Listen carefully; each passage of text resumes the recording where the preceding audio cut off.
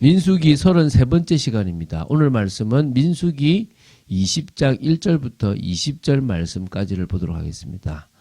민수기 20장 2절 3절을 합독하고 민수기 20장 1절부터 20절 말씀을 보도록 하겠습니다. 그러면 2절과 3절을 한 목소리로 합독하도록 하겠습니다.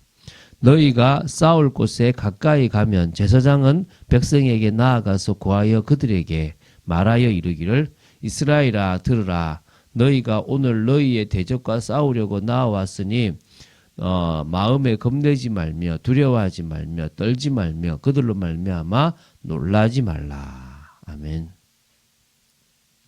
자, 오늘은 신명기 20장 전체를 보도록 하겠습니다. 이렇게 가능하면 뭐 굳이 그렇게 길게 할 필요가 없다 생각이 들어서 좀 짧게 이렇게 흐름만 좀 보도록 하겠습니다. 오늘은 전쟁과 관계되어 있는 그런 하나님의 말씀입니다. 전쟁을 나갈 때 또 전쟁에서 또 나갈 때 출전하면 안 되는 사람 또 뭐 해라 이런 부분들에 대해서 주님께서 주신다고 생각하시면 됩니다.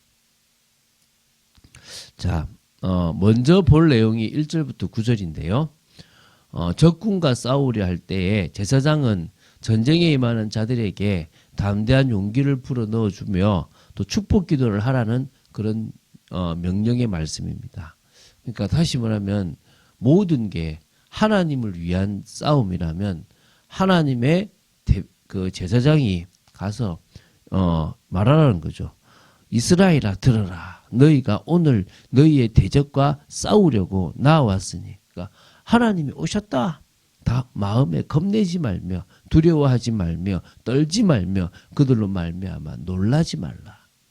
환경과 현실 보고 두려워하지 말고 하나님이 함께 하시니까 믿고 가라. 이 말을 증거해라 이 말이죠.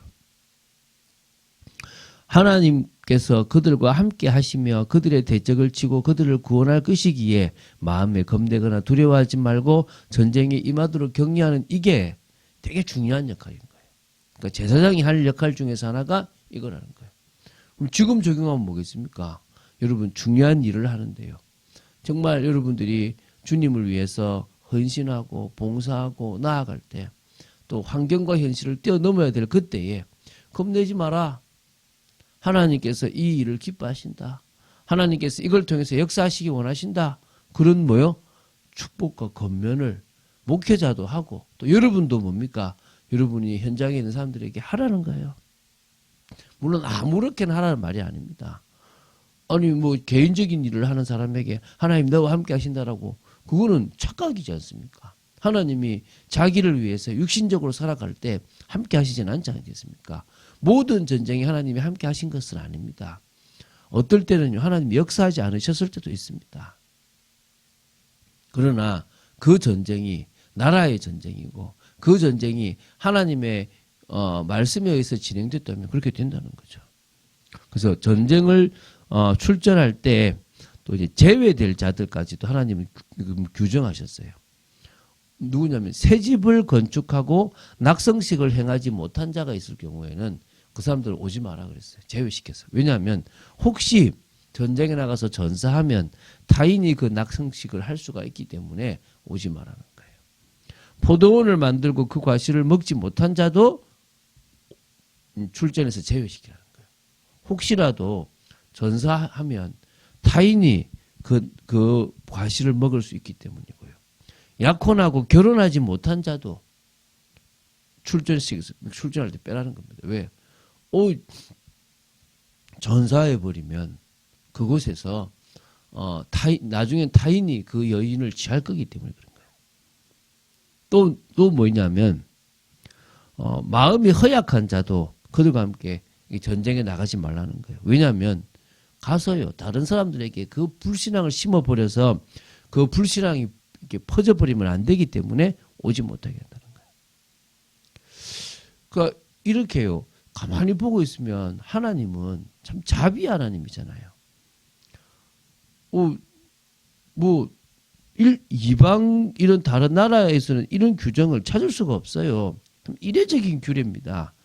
이 정도로 하나님은 한 인간의 기본적인 그런 권리, 당연히 그 사람이 지금 받아야 될 기쁨을 뺏어 가시는 그런 분이 아니시라는 거예요.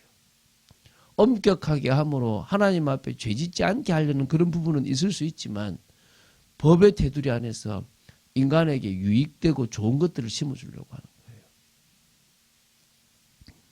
그래서 진짜 불신앙이 주위 사람들에게 가지 않기를 하나님은 원하시는 것입니다.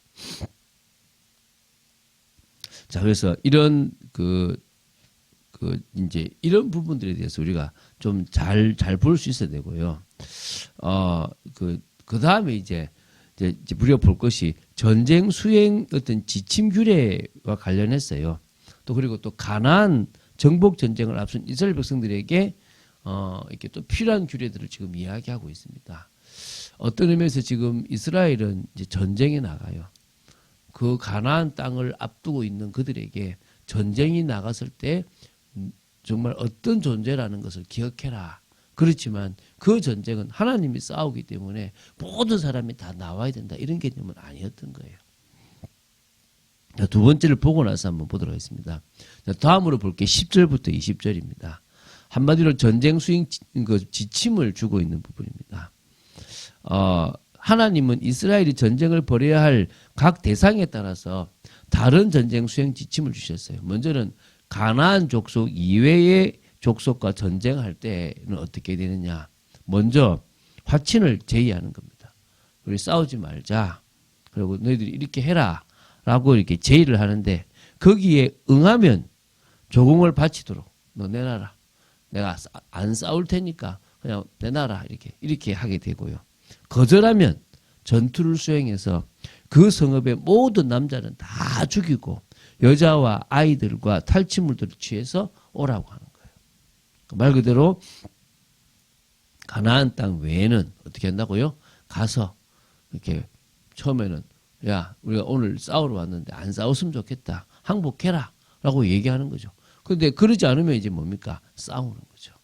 만약에 항복하면 조공을 바치라 하고 항복하지 않으면 남자들은 다 죽이고 여자와 아이들과 탈취물들은 가지고 온다는 거예요. 그런데 가나안 족속과의 전쟁의 때는요. 그런 게 없어요. 처음부터 전투를 수행하여서 그들을 모두 진멸하라고 했습니다. 뭐 남자든 여자든 아이든 상관없이 다 진멸하라고 했습니다. 그러니까 이런 것 때문에 하나님은 진짜 무서운 하나님이다. 하나님은 잔인하다라고 생각할 수 있겠는데 이것은 그 가나안 땅의 범죄에 대한 하나님의 심판이고 그래서 그들에게는 긍휼을 베풀지 말라는 것입니다. 그리고 또 가나안 족속의 그 가정한 죄악을 이스라엘 백성들이 쫓아서 행하게 될미로 이스라엘이 하나님 앞에서 범죄하게 될 수 있기 때문에 그것을 사전에 예방하기 위해서 하나님은 뭐하냐? 하지 말라고 하는 거예요. 자, 그러므로 각기 이 두 가지의 전쟁 수행 지침은 한편으로는 가능한 한 피 흘리는 것을 피하고 다른 한편으로는 하나님의 심판인 것과 동시에 이스라엘 내에서의 순수한 여호와의 신앙을 보존하기 위한 부분도 사실은 있었다는 것입니다. 그러면서 또 하나 더 있습니다. 하나님께서는요, 너무 이렇게 과목을 작벌해가지고 먹을 것을 없도록 만들지 말라는 거예요. 다른 수목은 찍어서 성읍을 치는 기구를 만들어 사용할 수가 있는데 과목은 베지 말라라고 얘기하는 겁니다. 왜냐하면 먹고 사는 부분에서 지금처럼 풍성하지 못했으니까 굶어 죽을 수 있으니까 그것을 놔두라는 거죠. 자, 이런 전쟁의 지침을 볼 때요. 우리가 정말 중요한 주님의 일을 믿음의 도전을 해나갈 때 뭐 하지 말아야 됩니까? 두려워하지 말아야 되는 겁니다. 그리고 우리 목회자들이나 또 하나님의 사람들은 서로 뭡니까? 힘을 줘야 됩니다. 진짜니까 하나님이 네가 하는 그 일에 함께 하실 것이다. 하나님이 역사하실 것이다. 그러므로 담대히 가라. 놀라지 마라. 하나님이 하심을 봐라. 라고 이야기해야 되고요. 또 정말 우리가 싸우는 게 목적이 아니고 하나님의 뜻을 이루는 게 목적이고 또 우리가 뭡니까? 타락하고 범죄하지 않는 게 목적이에요. 그것을 하고 나서 영향을 받아서는 되지 않지 않습니까?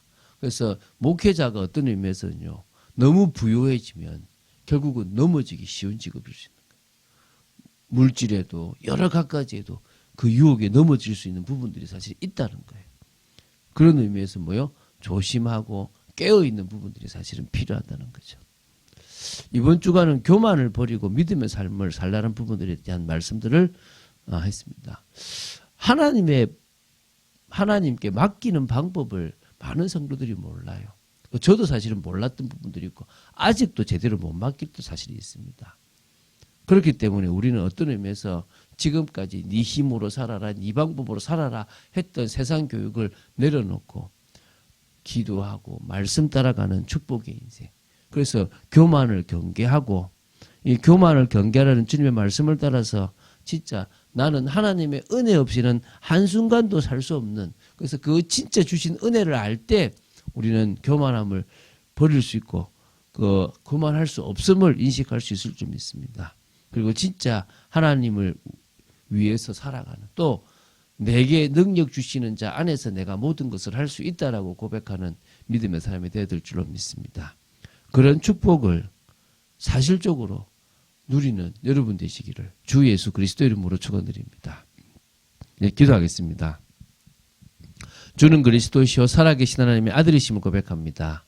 말씀 따라가는 축복 속에 있도록 저희들을 지켜주시고 인도하여 주시옵소서. 하늘과 땅의 권세로 역사하시는 주님께서 믿음의 걸음을 걸어가게 하시고 말씀 따라가는 축복의 걸음을 걸어가게 하시고 하나님 나라를 이루게 하실 줄로 믿습니다. 어디에 가든 무엇을 하든 하나님의 뜻을 이루는 그 모든 일에 담대함을 가지고 놀라지 말고 두려워 말고 하나님의 뜻을 이루는 복된 저희들이 되어지기를 간절히 소원하며 하나님의 긍휼과 자비하심 또 하나님의 공의로우심을 사실적으로 아는 저희들 되도록 지켜주시옵소서. 주 예수 그리스도 이름으로 기도드립니다. 아멘.